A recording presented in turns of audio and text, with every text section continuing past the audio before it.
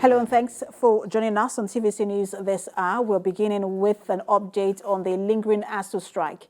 The federal government has again set up a 14-man committee to look into grey areas of the demands by the members of the Academic Staff Union of Universities. The grey areas include the no work, no pay stance of the federal government and issues of salary increment. Director of Press and Public Relations of the Ministry of Education, Ben Gong, disclosed this at the end of the meeting between the Minister of Education, Vice-Chancellors and Pro-Chancellors of Nigerian public universities in Abuja. The committee is made up of 4 Pro-Chancellors, 5 Vice-Chancellors and 2 heads of government agencies. Mr. Gong said in a few days the committee would conclude and thereafter meet with President Muhammadu Buhari on its outcome. Let's now turn to the power sector. The Nigerian Electricity Management Services Agency, NEMSA, has attributed the lack of adequate manpower to the poor testing and certification of meters, transformers, and other equipment.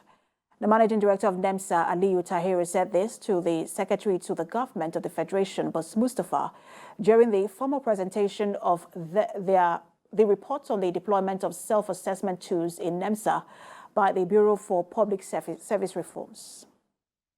Dearth of requisite staff to complement the manpower of the agency has impacted adversely on the level of service delivery. The agency, which is saddled with the responsibility of enforcement of technical standards and regulations, technical inspection, testing and certification of all categories of electrical installations, electricity meters and instruments, does not have the needed manpower to perform optimally. The report on the deployment of the self-assessment.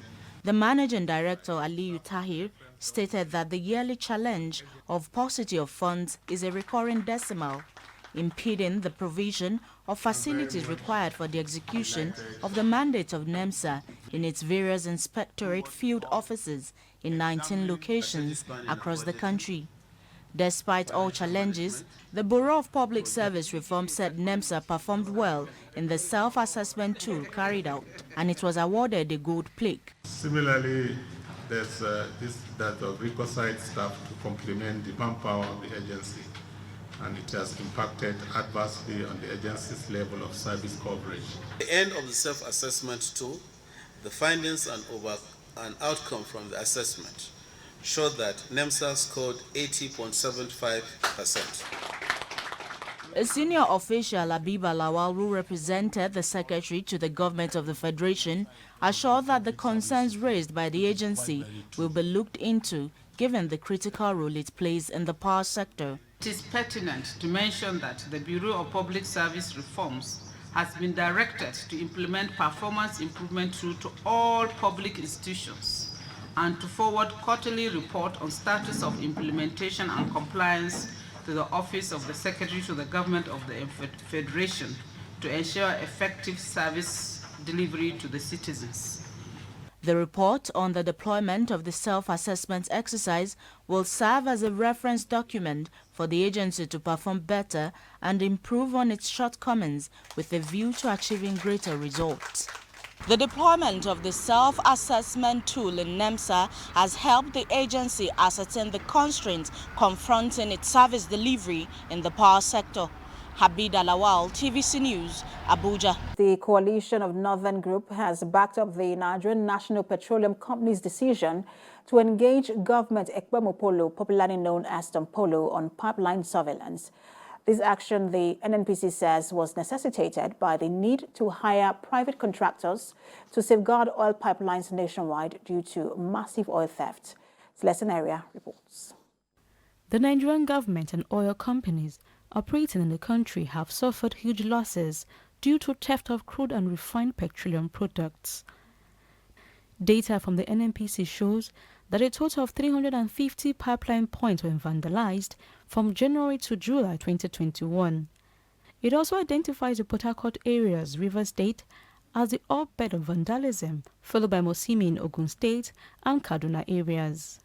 A total of 441 points of the petroleum product pipeline were damaged in 2020, compared to 1,484 points in 2019. This quantum of destruction of national assets show that the security agencies may not have this under their control. Nigeria lost its African top oil producer status to Libya in October 2021 as its crude oil production plunged to 1.23 million barrels per day. These developments require a fail-safe strategy by the government to solve. This prompted the president to award a surveillance contract of 4 billion naira monthly to former militant leader and commander of the defunct movement for emancipation of Niger Delta, Tompolo. Being an ex-militant who is familiar with the creeks, the federal government believes he is the appropriate choice as the country is losing over 500,000 barrels per day to illegal bunkering. Stakeholders from the oil and gas sector. But this decision is not without controversies, as some groups are calling for the withdrawal of the country from Mr. Tompolo due to his incidents. The coalition of Northern Group, on the other hand, is commending the NNPC for taking what it describes as a step in the right direction. The fact that due process was followed in the contract process is also a display of unalloyed commitment by the Honorable Minister of State for Petroleum, entrenched a regime of transparency and accountability in Nigeria's critical oil and gas sector. Apart from the issue of vandalism, there is another burning issue. The Comptroller General of Customs had claimed that Nigerians' daily consumption of fuel is 60 million litres per barrel, but 98 million litres is released on a daily basis. The 38 million litres unaccounted for is the equivalent of over 500 trucks on a daily basis. The question is, when these trucks leave the loading depot, which landing depot do they go to? He alleged that 98 million litres of PMS daily consumption rates allegedly being brandished cannot be substantiated scientifically. He is of the view that over 38 million litres of PMS released daily into the Nigerian market in excess of actual consumption finds its way out of the country. Mr. Lee had also faltered claim that over 6 trillion naira is paid as for a subsidy on PMS in 2022 fiscal year by the Nigerian National Petroleum Company Limited. In response, the NNPC is insisting that daily supply of PMS, popularly called petrol, across the country is actually 68 million litres and have offered to submit it for forensic audits of PMS supply and subsidy management. These issues may bring the reputation of the NNPC into question, as they need to quickly clear up this controversy in order to regain the trust of Nigerians. Celestina Iria, TVC News, Abuja. To Delta State, where the wife of the governor, Edith Okowa, has offset the medical bills of more than 50 stranded patients in 2 hospitals in Asaba. Mrs. Okowa is carrying out this humanitarian work through her non-governmental organization in commemoration of the International Day of Charity. Iken Amechi reports. The International Day of Charity was designated by the United Nations General Assembly in an effort to mobilize the world to help others. Every year, the 5th of September, which is the anniversary of the death of Mother Teresa of Calcutta, is set aside as a day for charity. The wife of the governor of Delta State is reaching out to stranded patients here at the Federal Medical Center and the Asaba Specialist Hospital. Her Excellency is someone who has a passion for helping people, not just patients. She helps the needy, she helps people who cannot afford to meet their daily needs. She has a track record of showing love to people. From this little boy, Gift Ogenemaru, who has been here for 3 months after a throat surgery, to Christopher Annie and more than 50 others, are happy to go home after the payment of their medical bills by the First Lady.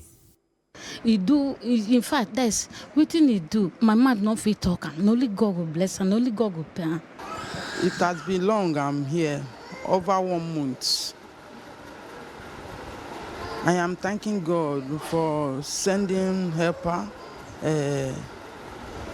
wife of Okowa.